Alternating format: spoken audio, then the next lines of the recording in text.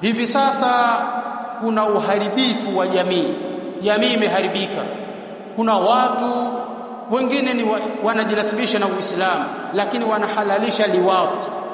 Tunapokutana katika vikao kama hivi tusioneane haya, ili jambo tulizungumze wazi kwamba Allah alipozungumzia kwamba mwanamke ujitenge naye kipindi cha hedhi akasema wakitoharika waendeeni, lakini akasema min haithu amarakumullahu, kwa namna ile ile ambayo Allah subhana amewaamrisha. Kwa maana kuna namna ambayo Allah ameiamrisha na kuna namna ambayo Allah hakuiamrisha.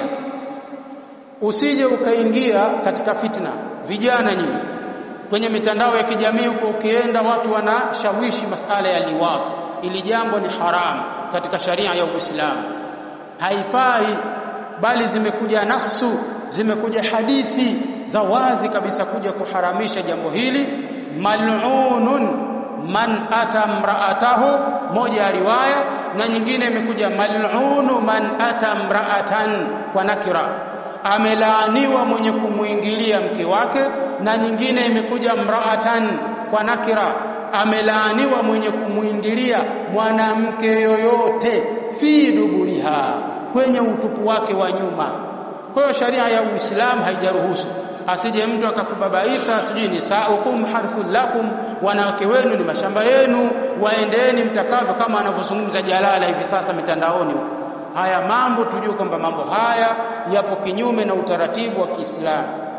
Hili ni jambo langu la tatu, namaliza nalo kwako wewe, kwangu mimi, na kila aliyehudhuria kwenye kikao hiki na kila anayesikia sauti hii. Sharia ya Uislamu haijaruhusu kumuingilia mwanamke kinyume na maumbile. Hakuna aya wala hakuna hadithi, bali kuna athari inayonasibishwa kwa Ibn Umar.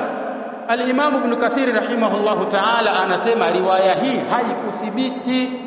Hii athari si sahihi, lakini watu kwa uongo huwa wanataja mpaka maswahaba ili jambo walikuwa nalo. Hakuna sahaba aliyekuwa na mchezo kama huu.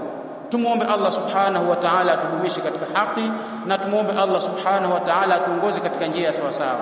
Mimi naona niishie hapa, nisirefushe maneno yakawa mengi, lakini hapa msikitini tupo katika msikiti na kuna imamu na pia ndiyo wali wa ndoa hii, naye nimpa nafasi kama ana jambo lolote la kujazia basi aje ajazie au amalizie.